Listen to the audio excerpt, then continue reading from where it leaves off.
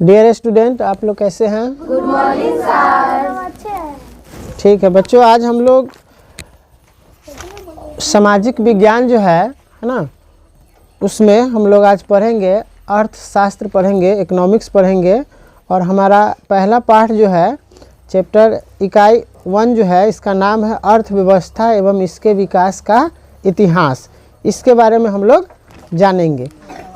देखिए, सबसे पहले हम लोग जानेंगे अर्थव्यवस्था का अर्थ क्या होता है। देखिए, अर्थव्यवस्था एक ऐसा तंत्र या ढांचा है जिसके अंतर्गत विभिन्न प्रकार की आर्थिक क्रियाएं संपादित की जाती है। मतलब अर्थव्यवस्था एक ऐसा तंत्र या ढांचा है जिसके अंतर्गत विभिन्न प्रकार की आर्थिक जो क्रियाएं, काम जो है वह संपादित किया जाता है। जैसे हो गया आपको कृषि हो गया, कृषि का मतलब खेती बाड़ी हो गया, उद्योग हो गया, कल कारखाना फैक्ट्रीज में आएगा, व्यापार बिजनेस, बैंकिंग हो जाएगा यानी कि बैंक का जो भी कार्य है, बीमा हो गया यानी कि इंश्योरेंस हो गया, परिवहन हो गया, परिवहन जो होता है जिसको ट्रांसपोर्ट बोलते हैं, मतलब एक जगह से दूसरे जगह जाने के लिए हम जिस चीज़ का प्रयोग करते हैं सवारी का, उसको परिवहन का साधन कह सकते हैं, तथा संचार आदि। तो अर्थव्यवस्था क्या है बच्चों? अर्थव्यवस्था एक ऐसा तंत्र या ढांचा है जिसके अंतर्गत विभिन्न प्रकार की आर्थिक क्रियाएं संपादित की जाती है, जैसे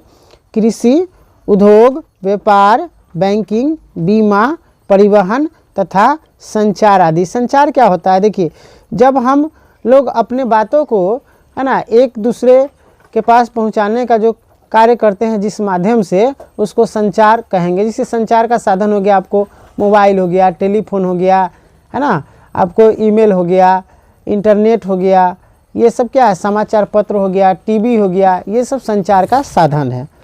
ठीक है, आगे थोड़ा हम लोग जानेंगे। हमारा टॉपिक है उपनिवेश। उपनिवेश क्या होता है?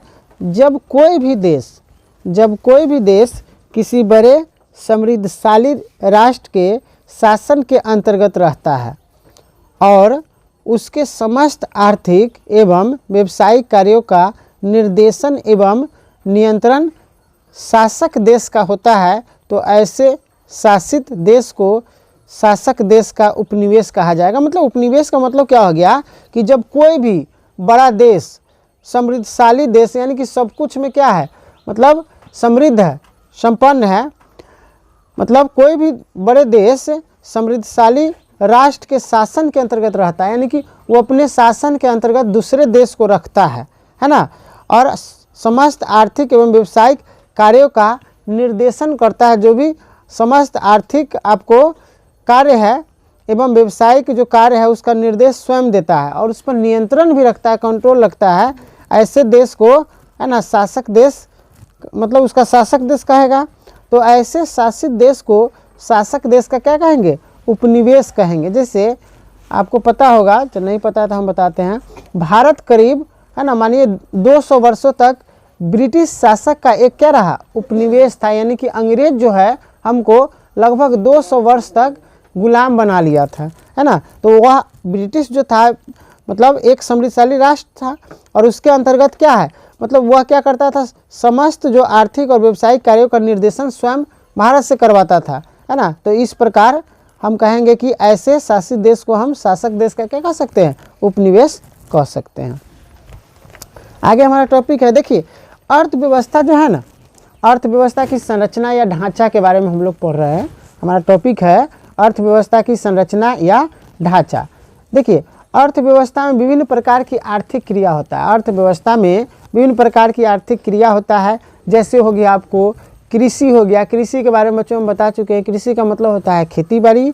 उद्योग का मतलब हो गया फैक्ट्री, कल कारखाना, ये सबको क्या कहेंगे, उद्योग कहेंगे। व्यापार आप लोग जानते हैं, बिजनेस को कहा जाता है। बैंकिंग हो गया आपको बैंक से रिलेटेड जो भी काम है उसको बैंकिंग प्रणाली का मतलब बैंकिंग इसमें आ जाएगा।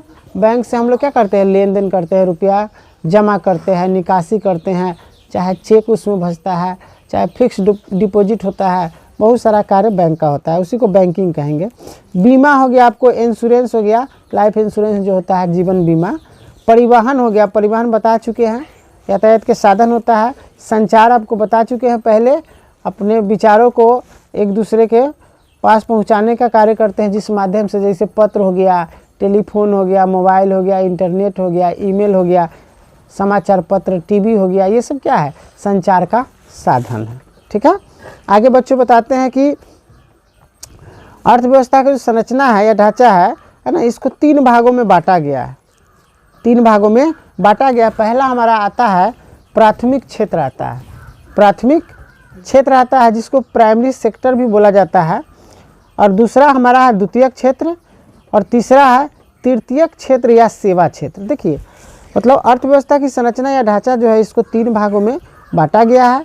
पहला हमारा है प्राथमिक क्षेत्र, दूसरा है द्वितीयक क्षेत्र, तीसरा है तृतीयक क्षेत्र या सेवा क्षेत्र। देखिए प्राथमिक का मतलब क्या हो गया, पहला, जिसे प्राथमिक जो हमारा विद्यालय जो होता है ना, 1 क्लास से 5 तक होता है, यानी कि पहला से लेकर 5वां तक का जो विद्यालय होता है उसको प्राथमिक विद्यालय बोला जाता है। तो प्राथमिक क्षेत्र कहने का मतलब हो गया कि आपको है ना प्रथम हो गया आपका, द्वितीयक क्षेत्र दूसरा हो गया, तृतीयक क्षेत्र का मतलब हो गया तीसरा, और तृतीयक क्षेत्र को सेवा क्षेत्र भी कहा जाता है। अब थोड़ा इसके बारे में हम लोग विस्तार से हम लोग जानेंगे कि प्राथमिक क्षेत्र क्या होता है। देखिए प्राथमिक क्षेत्र को कृषि क्षेत्र भी कहा जाता है, प्राथमिक क्षेत्र को कृषि क्षेत्र भी कहा जाता है।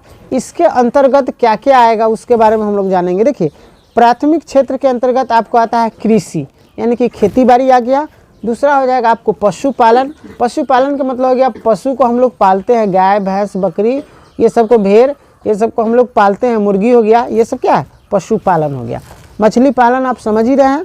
और आगे हो जाएगा जंगलों से वस्तुओं को प्राप्त करना, जैसे व्यवसाय आते हैं, मतलब ये सब आपको आ जाएगा प्राथमिक क्षेत्र के अंतर्गत। कौन कौन आएगा बच्चों, कृषि आ जाएगा, पशुपालन हो जाएगा, मछली पालन, और जंगल से वस्तुओं को प्राप्त करना, जंगल से जो भी वस्तु प्राप्त होता है ये सब हमारा आ जाएगा प्राथमिक क्षेत्र के अंतर्गत आ जाएगा। प्राथमिक क्षेत्र को कृषि क्षेत्र भी कहा जाता है।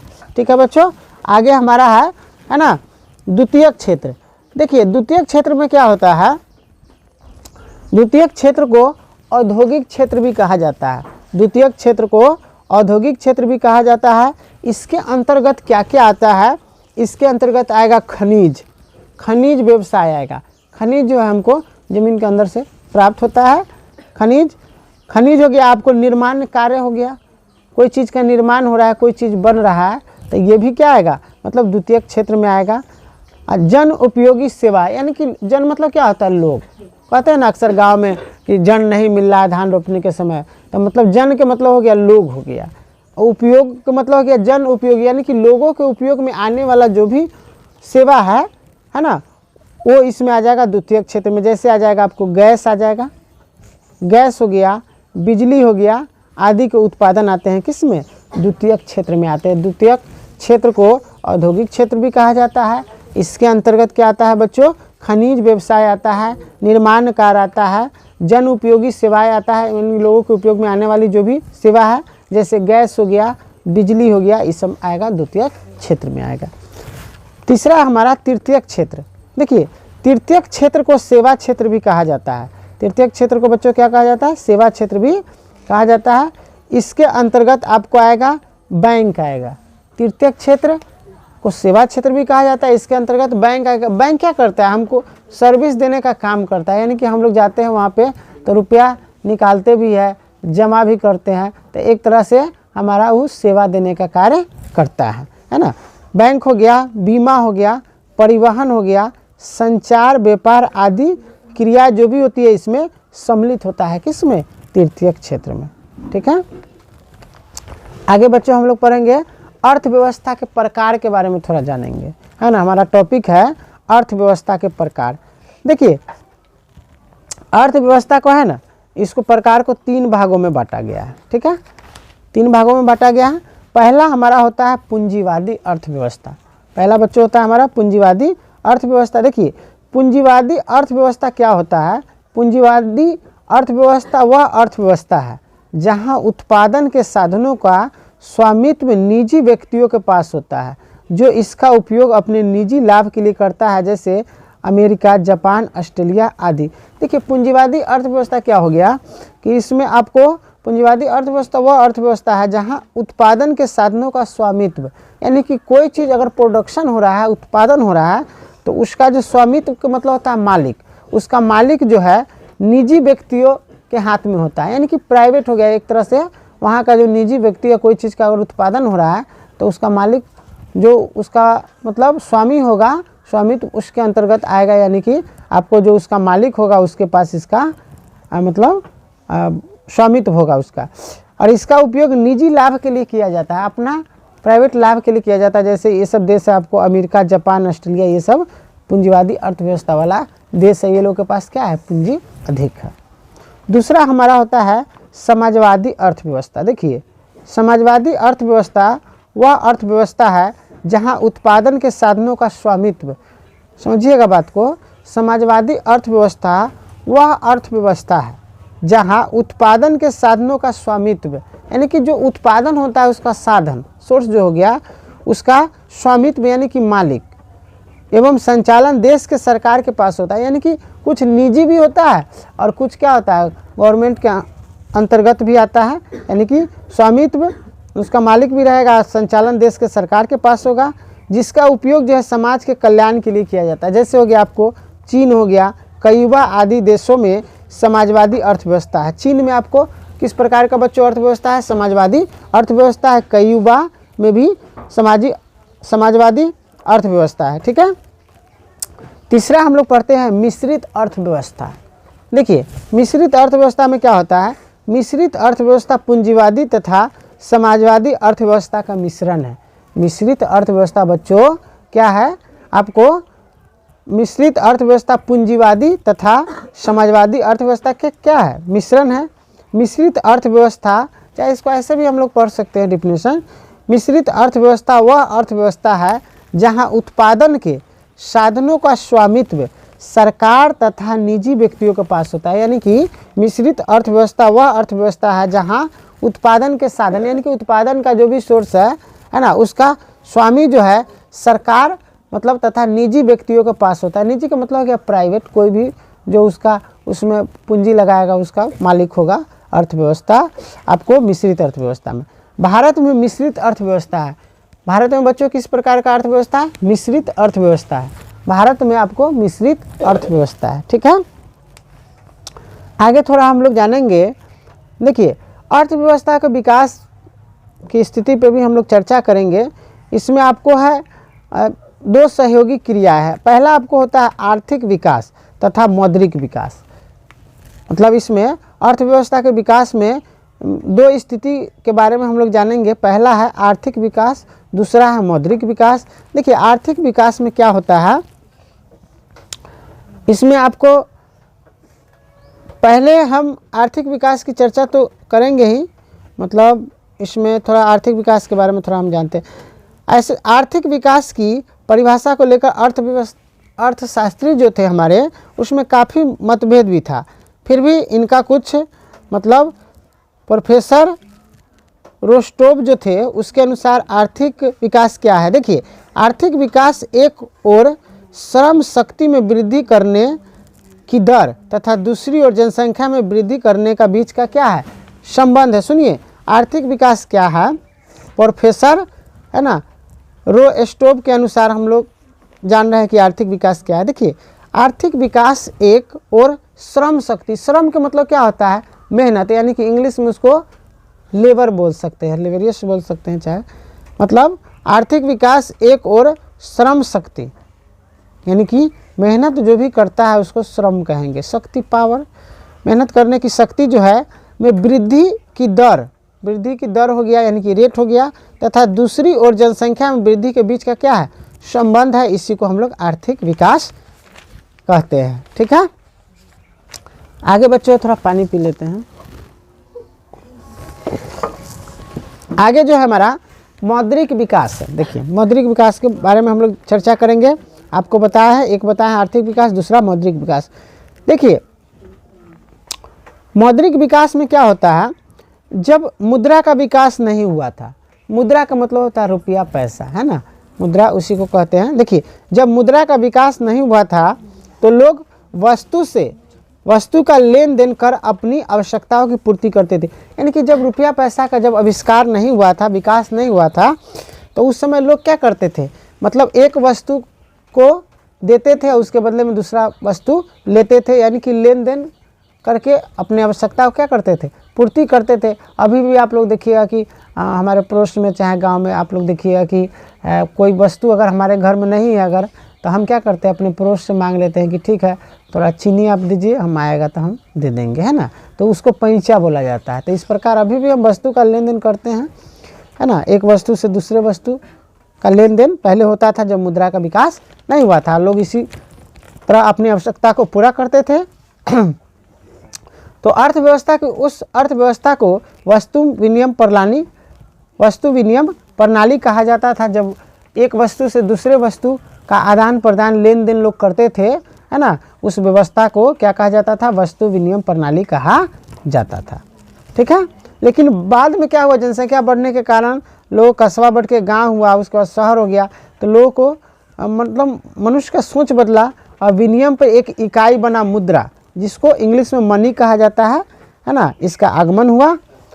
और उसके बाद इससे हम लोग क्या करते हैं, किसी चीज़ का क्रय विक्रय करते हैं, यानी कि खरीद बिक्री करते हैं, पैसा देते हैं। बाज़ार में हम लोग क्या, आप लोग देखे होंगे कि अक्सर हम लोग बाज़ार में जाते हैं कोई चीज़ खरीदने, तो कोई सामान खरीद लिए, जैसे कपड़ा हो गया, चाहे सब्जी हो गया, कोई भी चीज़, और उसके बदला में उसको हम पैसा दे देते हैं, यानी कि मुद्रा दे देते हैं। जितना उसका रेट फिक्स है कि 10 रुपये किलो आलू है, चाहे बैगन है, जो भी चीज़ है, चाहे कपड़ा है, उसको पैसा हम देते हैं, उसके बदला में हमको सामान दे देता है। तो ये हो गया मुद्रा का आपको चमत्कार हो गया। ठीक है।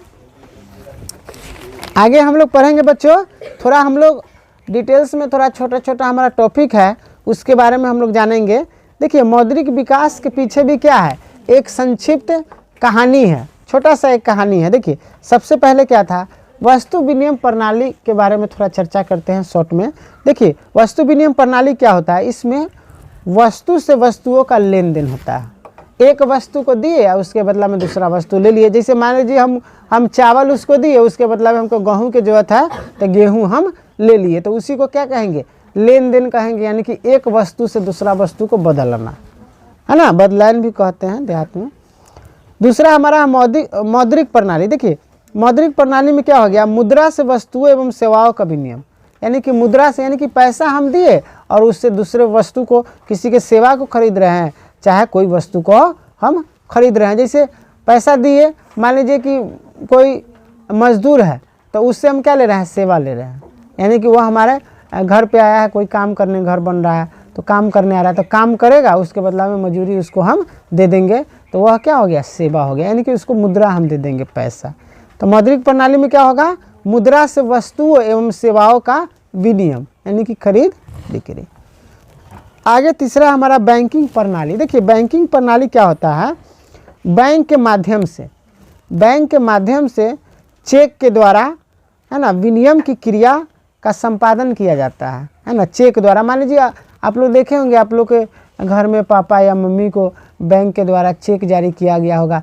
चेक एक होता है, उसमें कागज़ का रहेगा, उसमें आपका अकाउंट नंबर लिखा रहेगा, पे लिखा रहेगा, जिसको नाम से मतलब आपको पैसा देना है, और वहाँ पे आप भर दीजिएगा जितना पैसा, उसका नाम डाल दीजिए, सिग्नेचर कर दीजिए, और वह कोई भी आदमी लेके जाएगा और चेक भर जाएगा, आपके खाता से पैसा कट के उसके खाता में चला जाएगा। कागज़ होता है एक प्रकार के, आप लोग देखिएगा घर में।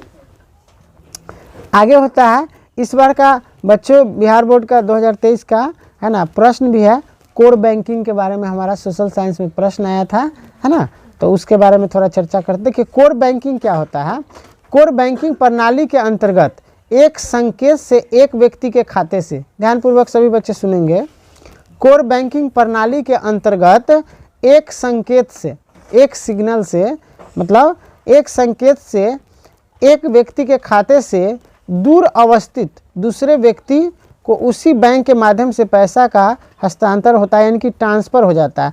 देखिए कोर बैंकिंग प्रणाली में क्या होता है कि एक व्यक्ति के खाते से दूसरे व्यक्ति के खाते में, यानी कि दूर अवस्थित है, बहुत दूर है, दिल्ली है, पटना है, बम्बे है, लखनऊ, चाहे जहाँ भी हो, कोई भी क्षेत्र में है, एक व्यक्ति के खाते से दूसरे व्यक्ति के खाते में, मतलब व्यक्ति को उसी बैंक के माध्यम से पैसा का क्या हो जाता है, ट्रांसफ़र हो जाता है, हस्तांतर हो जाता है, तो उसी को हम कहेंगे कोर बैंकिंग प्रणाली कहेंगे। आगे बच्चों हम लोग जानेंगे एटीएम के बारे में। एटीएम आप लोग देखे होंगे डेरा चौक में, इंडिया वन का एटीएम भी लगा हुआ है। जीवन ज्योति जो हमारा विद्यालय है उसी के प्रांगण में आप लोग देखे भी होंगे, अगर नहीं देखे हैं तो जाके देख लीजिए। एटीएम क्या है, देखिए एटीएम का मतलब होता है, फुल फॉर्म इसमें नहीं दिया लेकिन आपको बता देते हैं। एटीएम होता है ऑटोमेटिक टेलर मशीन, उसको कहा जाता है।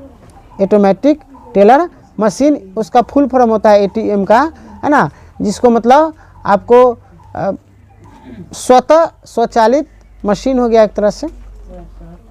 एटीएम में क्या होता है, देखिए प्लास्टिक के एक छोटे से कार्ड, प्लास्टिक का एक छोटा सा कार्ड होता है जिसको एटीएम बोलते हैं। और इस कार्ड को हम क्या करते हैं, एटीएम मशीन में लेके जाते हैं और उसमें डालते हैं मशीन में, और अपना जो भी पिन कोड है उसको डालते हैं और उससे हमको पैसा प्राप्त हो जाता है। ठीक है, तो एटीएम क्या होता है, प्लास्टिक के एक छोटे से कार्ड पर अंकित सूक्ष्म संकेत के आधार पर कहीं भी तथा किसी समय निर्धारित बैंक के केंद्र से पैसे निकालने की क्या है, सुविधा है। और यह सुविधा जो है 24 घंटा आपको प्राप्त रहता है। 24 घंटा आप कभी भी पैसा निकाल सकते हैं।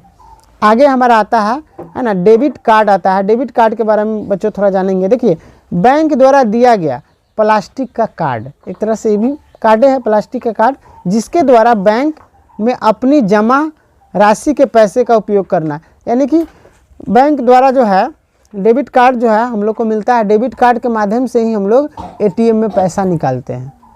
डेबिट कार्ड के माध्यम से ही हम लोग एटीएम में जो होता है पैसा निकालते हैं।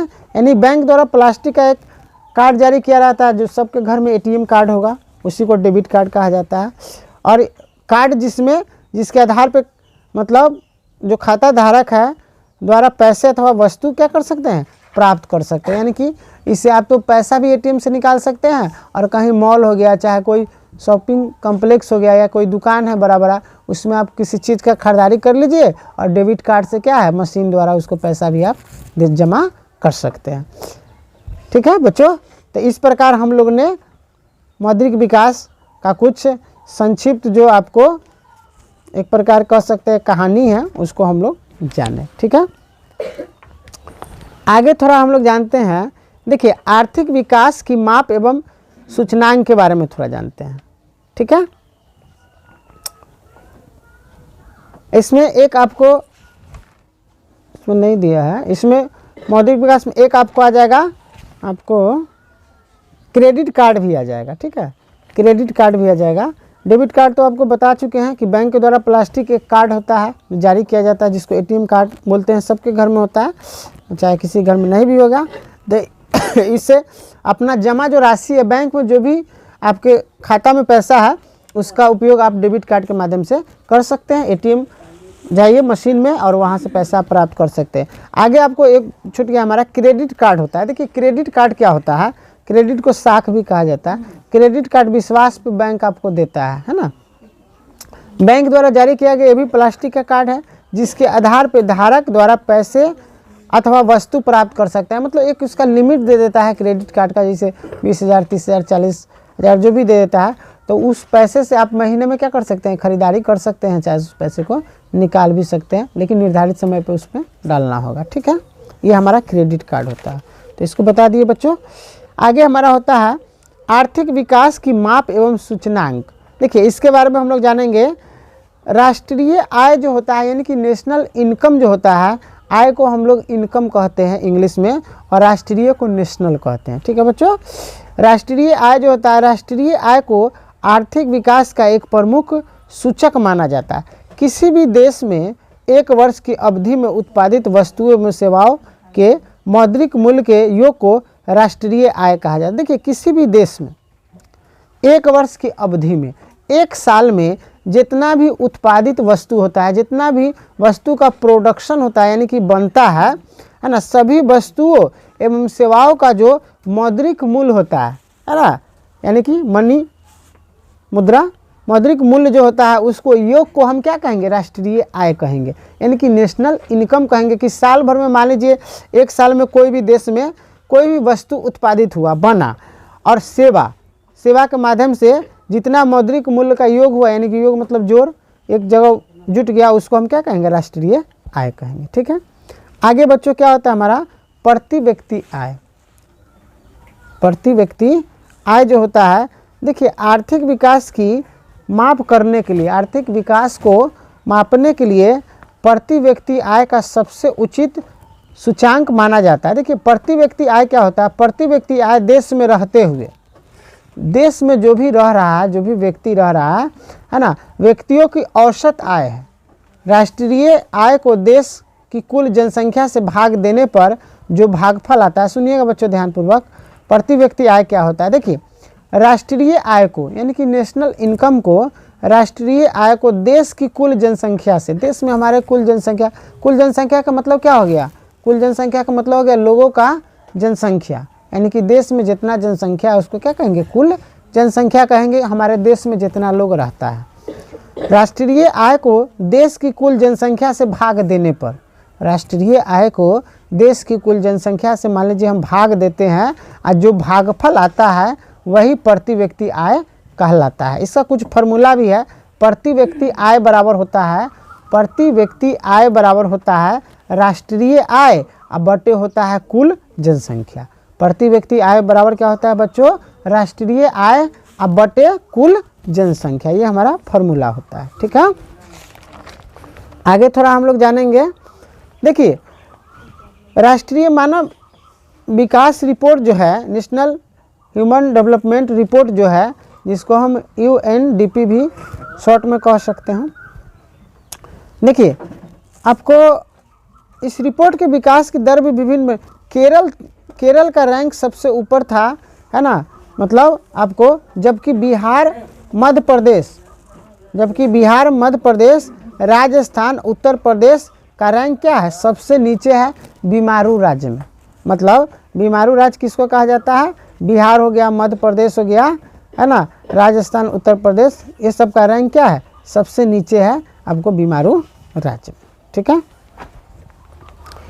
आगे आपको बताते हैं बच्चों आधारिक संरचना क्या होता है। देखिए आधारिक संरचना हमारा टॉपिक है, इसके बारे में हम लोग जानेंगे। आधारिक संरचना क्या होता है? देखिए वे सभी तत्व जैसे बिजली हो गया, परिवहन हो गया, इस सब के बारे में आपको बता चुके हैं हम।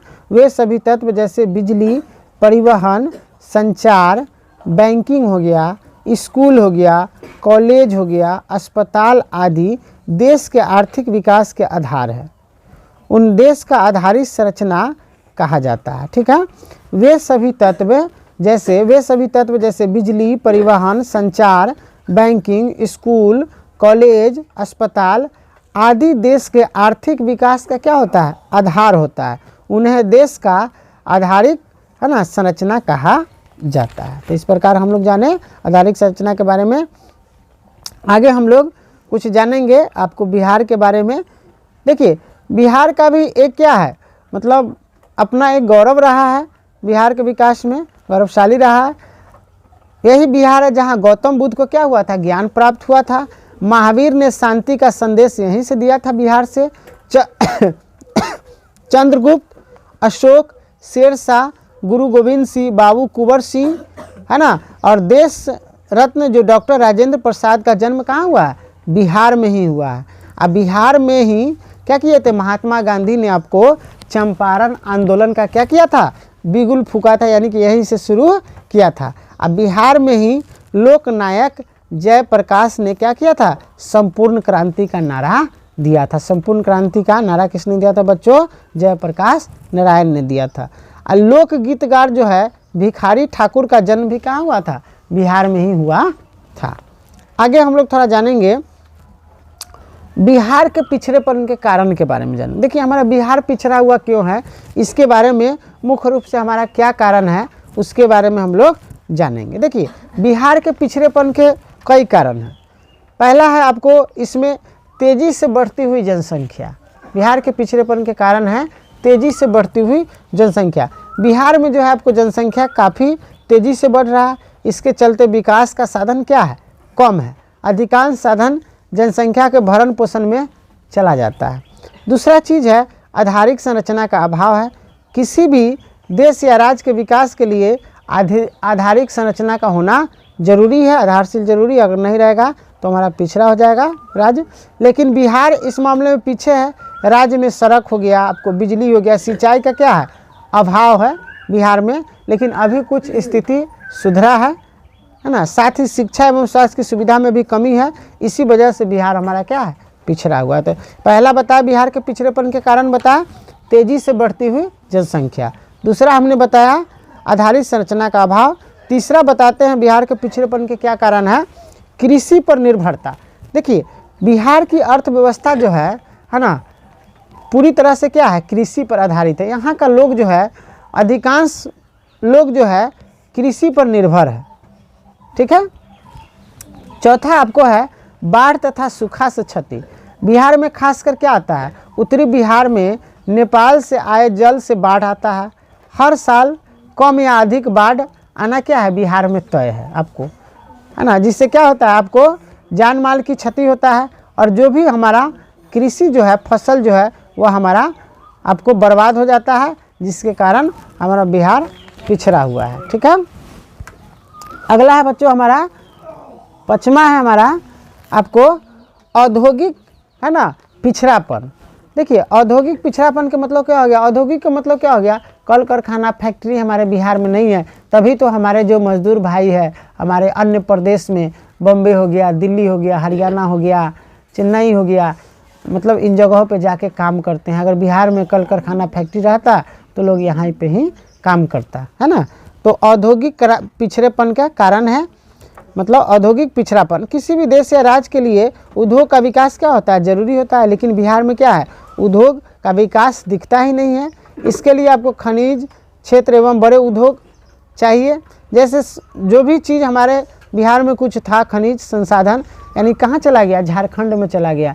यानी कि बिहार से जब झारखंड हमारा अलग हुआ है ना 2000 में, यानी कि 15 नवंबर को अलग हो गया बिहार से झारखंड 2000 को, तो ये आपको 2000 ईस्वी में, तो ये आपको अलग होने के कारण क्या हो गया, जितना भी खनिज संपदा जो था बिहार में वह झारखंड में चला गया, है ना। इस कारण बिहार में मतलब समझिए औद्योगिक क्या संख्या क्या है, नगण्य रह गई, यानी कि न के बराबर है।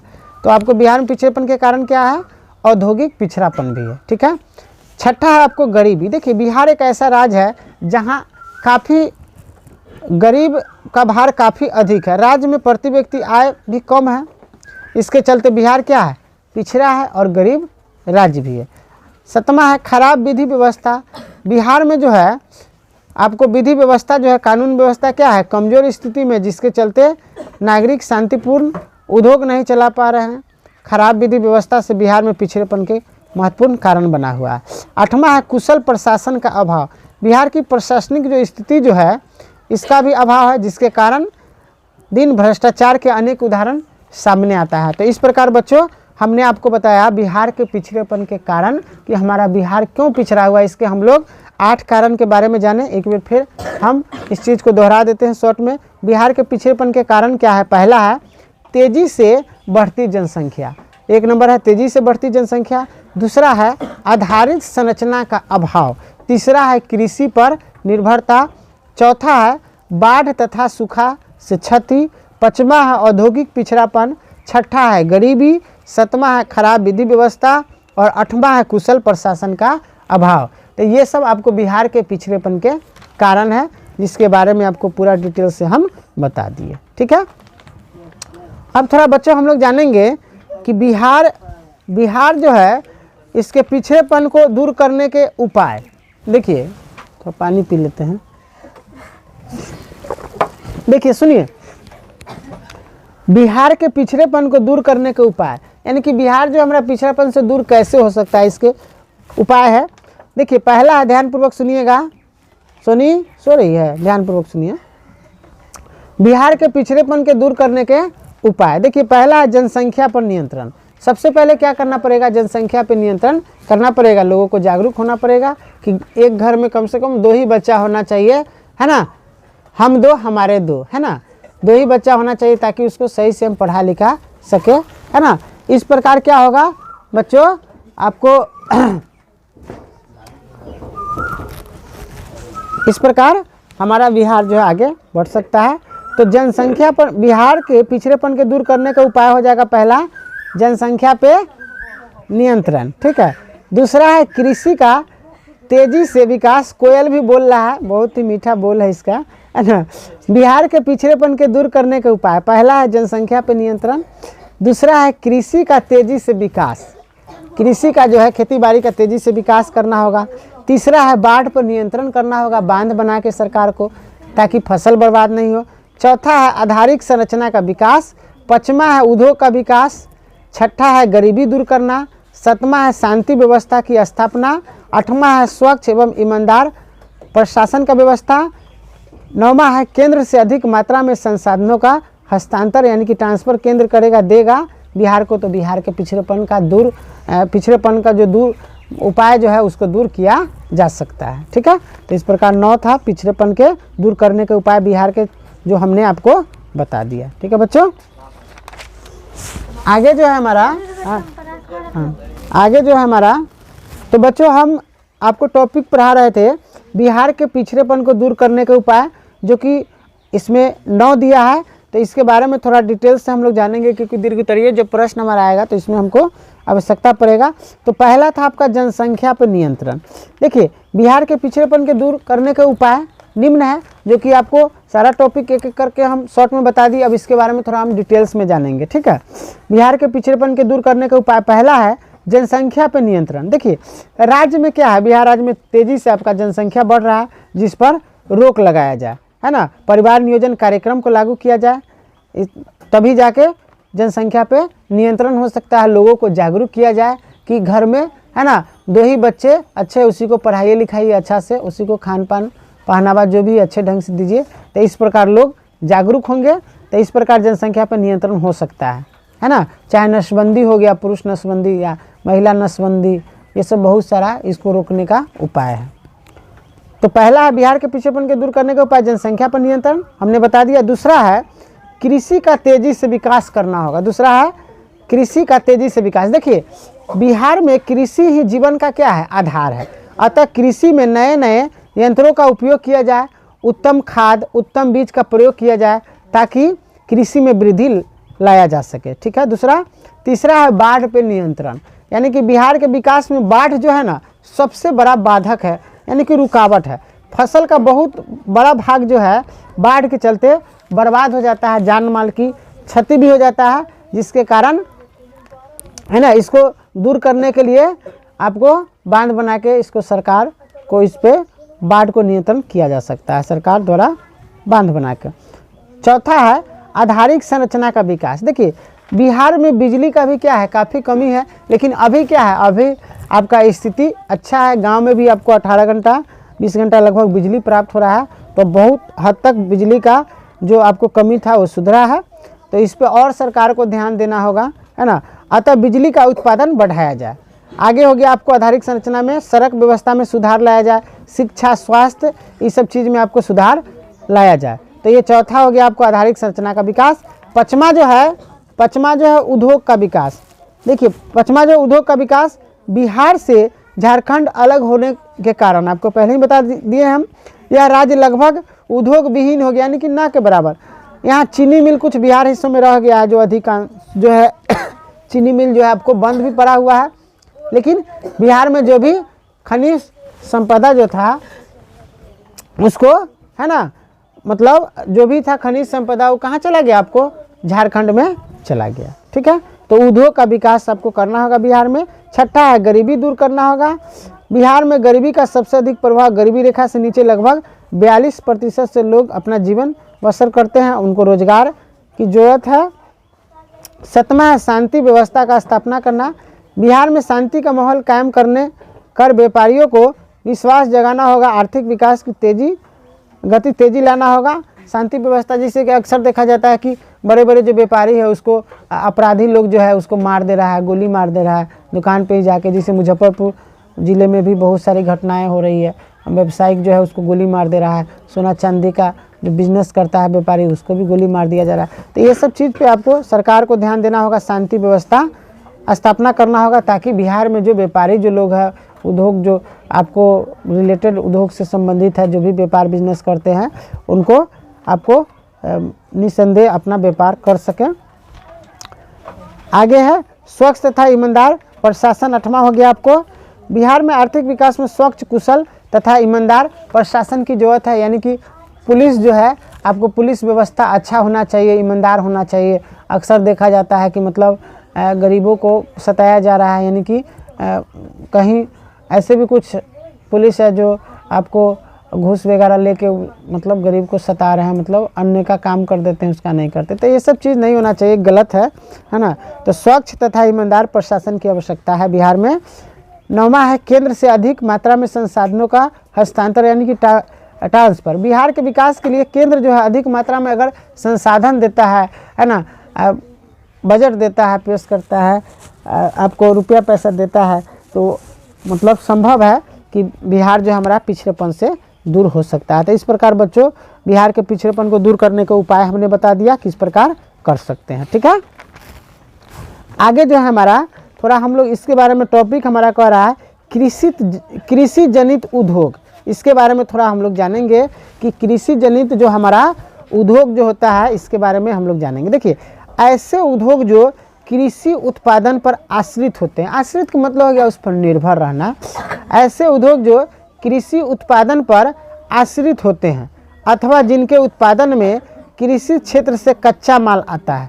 देखिए, कृषि जनित उद्योग क्या हो गया, ऐसे उद्योग जो कृषि उत्पादन पर आश्रित होते हैं, ऐसे उद्योग जो कृषि उत्पादन पर आश्रित होते हैं अथवा जिनके उत्पादन में कृषि क्षेत्र से कच्चा माल आता है। कच्चा माल के मतलब क्या हो गया, जैसे खेत से कोई माल प्राप्त हुआ आपको, जैसे गन्ना जो हो गया क्या हो गया, कच्चा माल हो गया।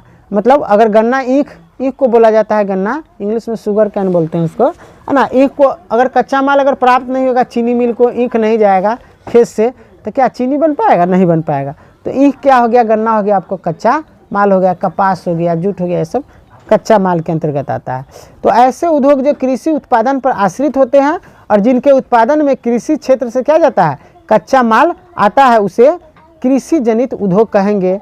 उदाहरण के लिए हो गया आम से अचार बनाना। तो आम क्या हो गया, कच्चा माल। अगर आमे नहीं जाएगा, है ना, फैक्ट्री में, अचार फैक्ट्री में, तो अचार कहाँ से बनेगा। तो आम हो गया आपको कच्चा माल। ठीक है, उसी तरह हो गया टमाटर से टमाटर सॉस बनाना। टमाटर का आप लोग चटनी बहुत चाव से खाते हैं, चाहे मार्केट में भी चाउमीन बर्गर पिज़्ज़ा में डाल के खाते हैं ना, डेरा चौक में। तो आपको टमाटर से टमाटर सॉस बनाना, ये सब क्या हो गया, कच्चा माल हो गया। टमाटर क्या हो गया हमारा, कच्चा माल। अगर ये किसान से प्राप्त नहीं होगा टमाटर सॉस कंपनी को, तो क्या होगा, सॉस नहीं। सॉस का मतलब होता है, सॉस इंग्लिश में कहते हैं, हिंदी में उसका मतलब होता है चटनी, है ना। सॉस का मतलब क्या होता है बच्चों, चटनी होता है। ठीक है,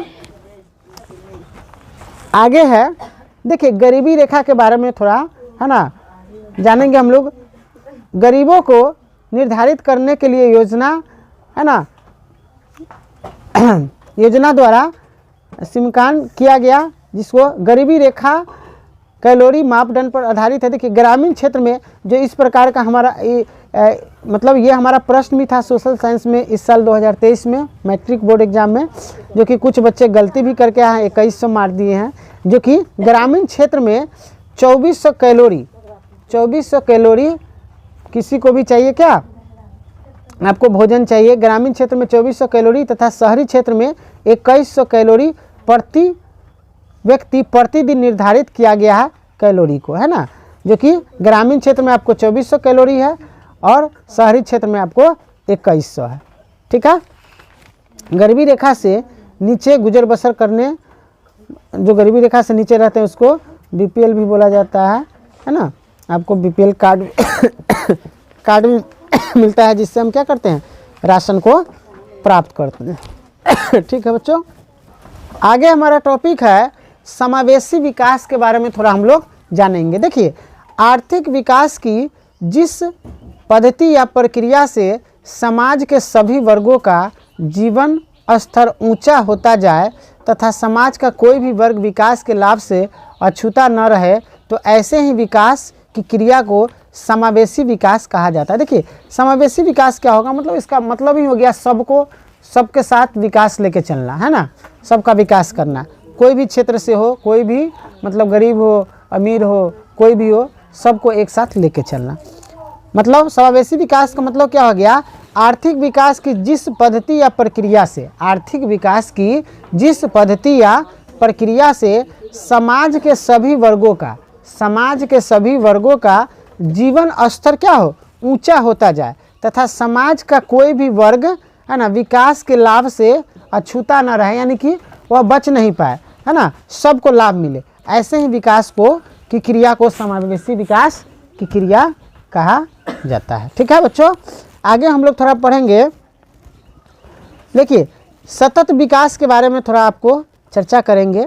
देखिए सतत विकास का शाब्दिक अर्थ क्या होता है।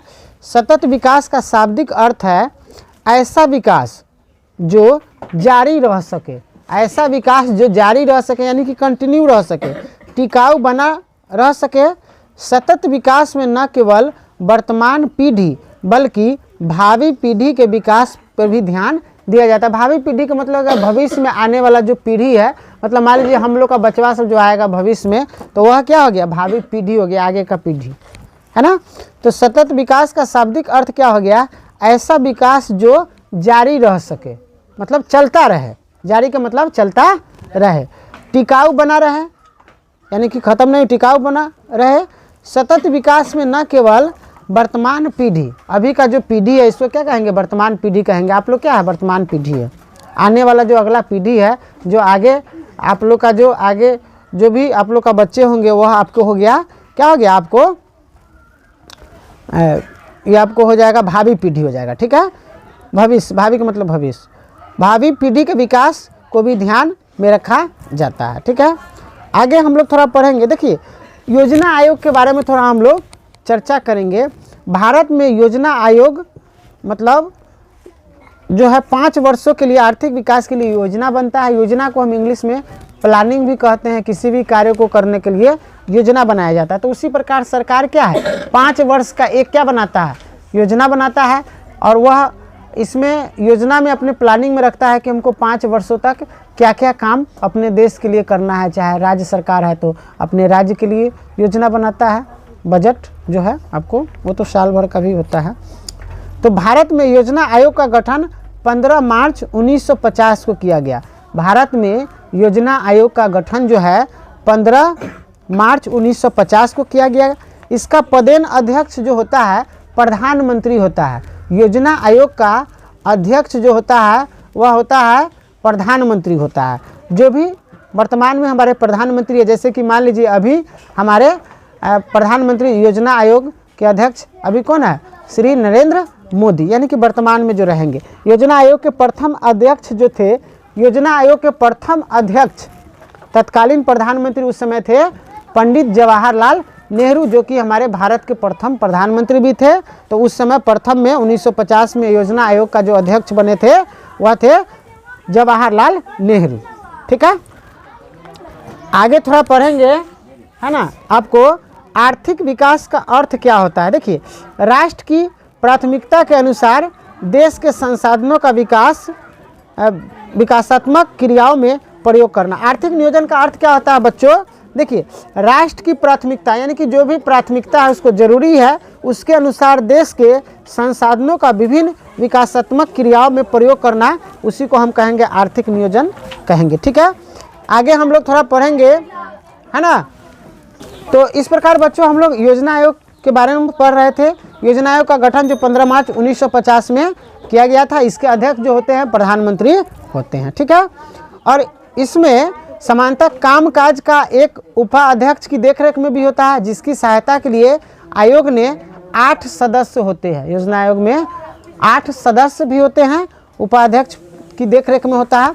देखिए भारत में प्रथम पंचवर्षीय योजना जो है, देखिए 5 वर्ष का जो योजना होता है, सरकार जो प्लानिंग करता है कि हमको 5 वर्ष तक क्या करना है, किस चीज़ पे कितना खर्च करना है, शिक्षा हो गया, रोजगार पे कितना करना है, सड़क पे, बिजली पे, स्वास्थ्य पे, उसी को मतलब पंचवर्षीय योजना कहेंगे। यानी प्लानिंग सरकार बनाता है 5 वर्षों का एक रिपोर्ट बनाता है। तो प्रथम भारत में पहली पंचवर्षीय योजना जो है भारत में आपको 1951 से 1956 में हुआ था। भारत में प्रथम पंचवर्षीय योजना कब शुरू हुआ था, लागू हुआ था 1951 से 1956, यानी कि 51, 52, 53, 54, 55, 56, है ना। 51 हो जाएगा, 52, 53, 54, 55, 56, यानी कि 5 साल आप इसको काउंट भी कर सकते हैं। 5 साल पे आपको पंचवर्षीय योजना होता है, जो कि प्रथम भारत में पंचवर्षीय योजना शुरू हुआ था 1951 से 1956। दूसरा जो है पंचवर्षीय योजना जो है 1956 से 1961। ठीक है, उसी प्रकार आगे आप 5-5 इसको जोड़ सकते हैं, है ना। और अभी जो हमारा 14वीं पंचवर्षीय योजना चल रहा है, यानी कि 22 से आपको 27 तक चलेगा। ठीक है, मतलब प्रथम जो है 1951 से 1956 हुआ था, दूसरा जो है 1956 से 1961 हुआ था। आगे आप इसको 5 साल के अंतराल पे इसको क्या कर सकते हैं, काउंट कर सकते हैं। अभी जो है आपको 14वीं पंचवर्षीय योजना चला, यानी कि 2022 से 2027 तक आपको 14वीं पंचवर्षीय योजना चल रहा है। ठीक है बच्चों, आगे जो है एक हमारा टॉपिक रह जा रहा है राष्ट्रीय विकास परिषद। देखिए, भारत में राष्ट्रीय विकास परिषद का गठन 6 अगस्त 1952 को किया गया। भारत में राष्ट्रीय विकास परिषद का गठन 6 अगस्त 1952 को किया गया। इसका गठन आर्थिक नियोजन हेतु राज्य सरकार तथा योजना आयोग के बीच तालमेल के सहयोग से किया गया।